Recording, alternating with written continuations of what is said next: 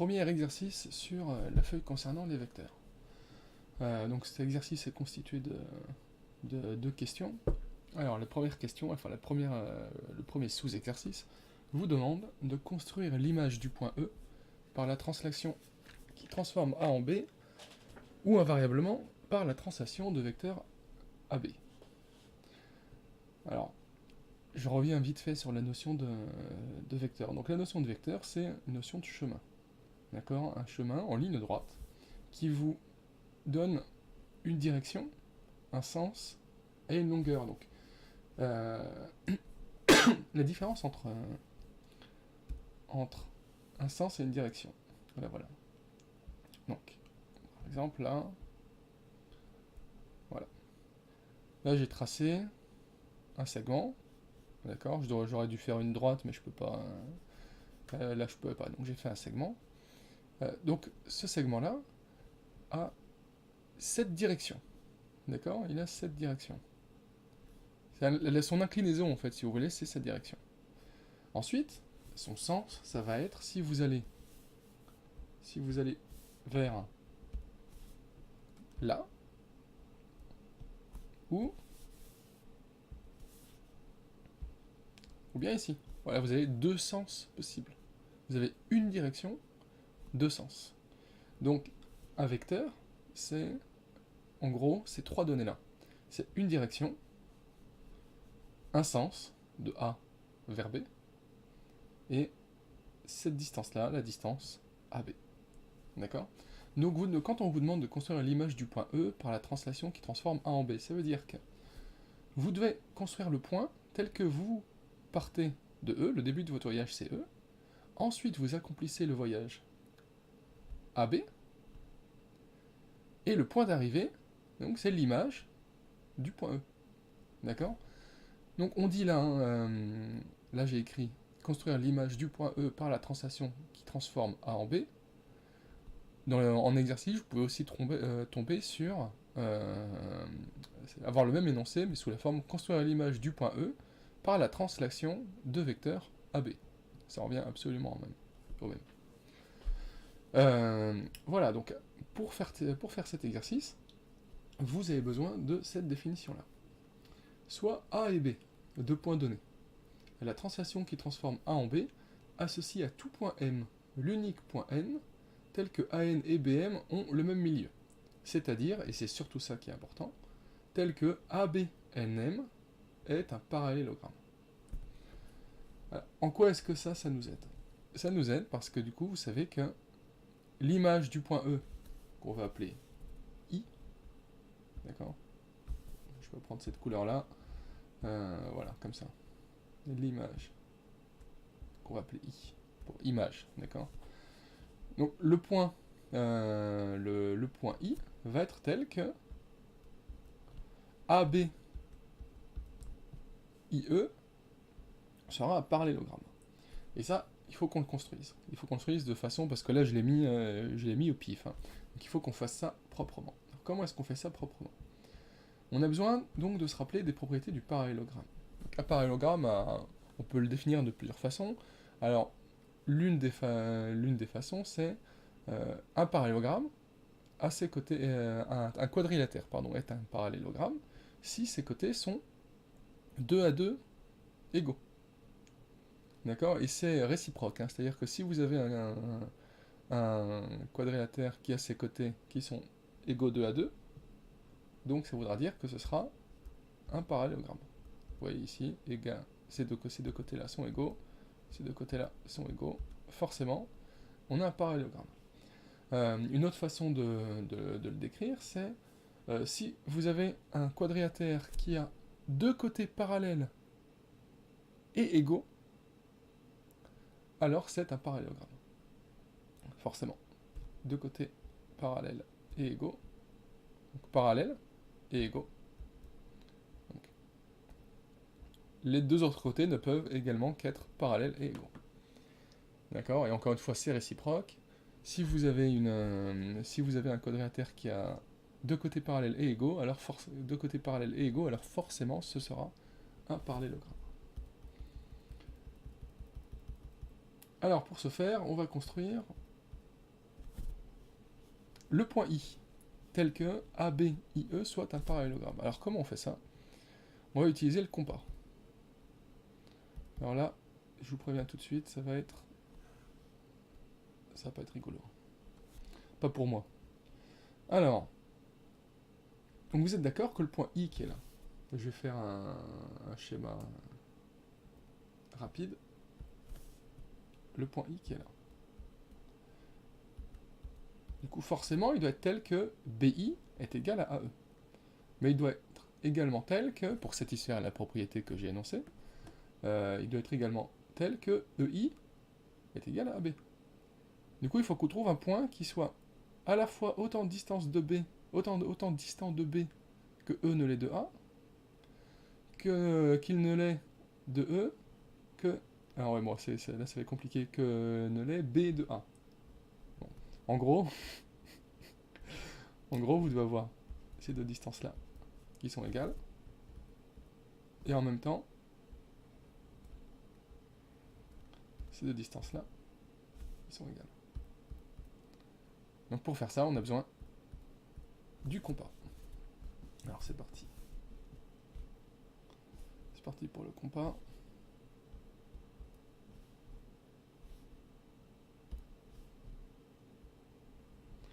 Donc je vais d'abord prendre la longueur AE. Alors là, je vais me percer les yeux, hein, littéralement. Oh là là. Ok.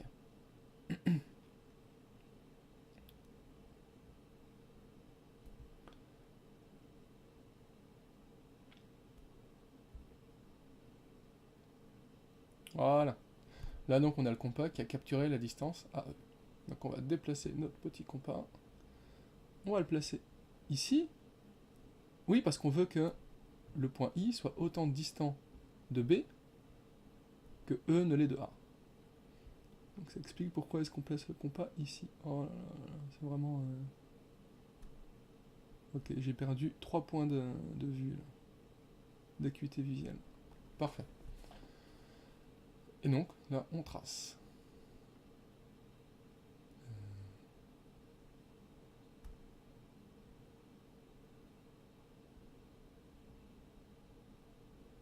L'arc de cercle. Donc vous êtes d'accord qu'en fait, individuellement, chacun des points qui composent cet arc de cercle est autant distant de B que E n'est de A. D'accord? C'est la même distance.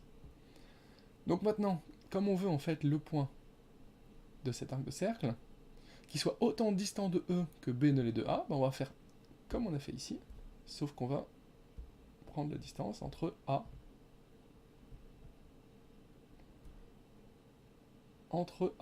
et B. Alors allons-y. Il faut placer... Ouais, alors là c'est sûr qu'il faut pas se rater, hein, parce que sinon... Voilà, ça a l'air d'être à peu près bon.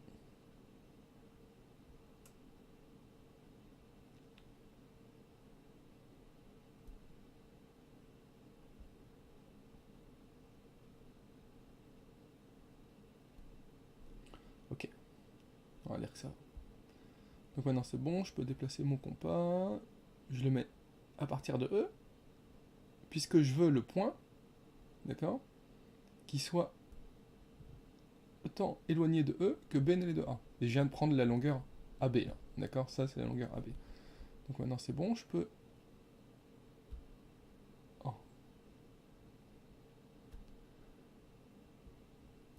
Tracer. Oh non, ne me dites pas que... Oh là là, qu'est-ce que j'ai fait? Ouf, on est sauvé. Voilà. C'est bon. Donc on a trouvé l'intersection d'accord des deux arcs, c'est I. On a trouvé I. Et I, de la façon dont on l'a construit, eh bien, autant distant de B que E ne l'est de A, et autant distant de E... qu'est-ce que j'ai dit? Autant distant de B, pardon, I est autant distant de B que E ne l'est de A, et I est autant distant de E que B ne l'est de A. Voilà. Je crois que je l'ai dit correctement. Donc maintenant, on peut construire. on a le point I, d'accord?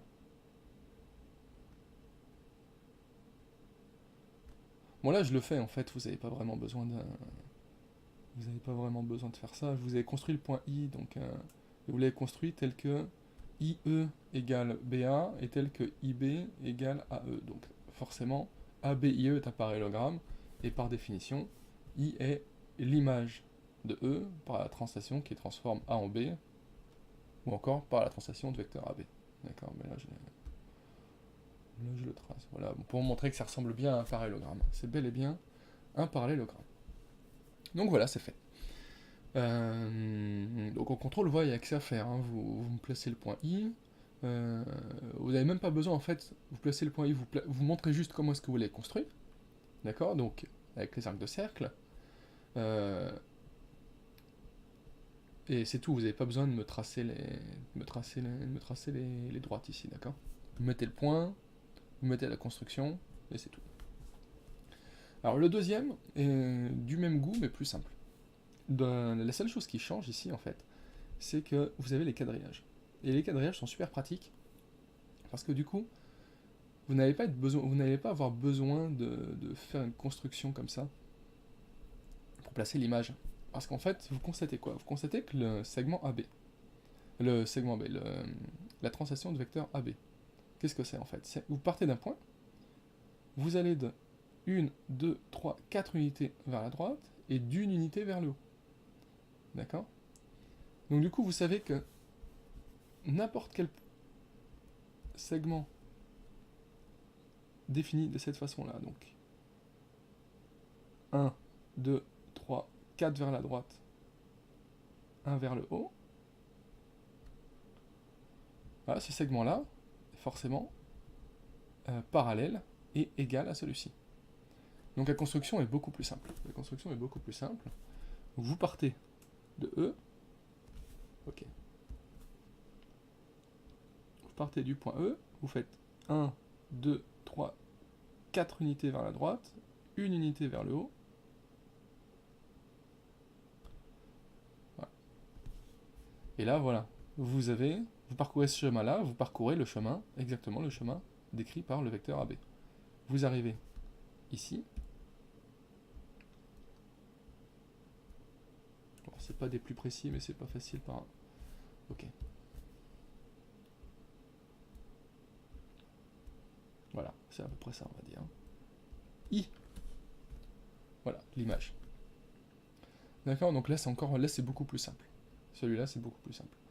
Là il y a un peu plus de travail. Donc, alors soyez sûr hein, pour le contrôle, enfin assurez-vous de bien voir votre compas parce que sinon ça va être très compliqué de le faire.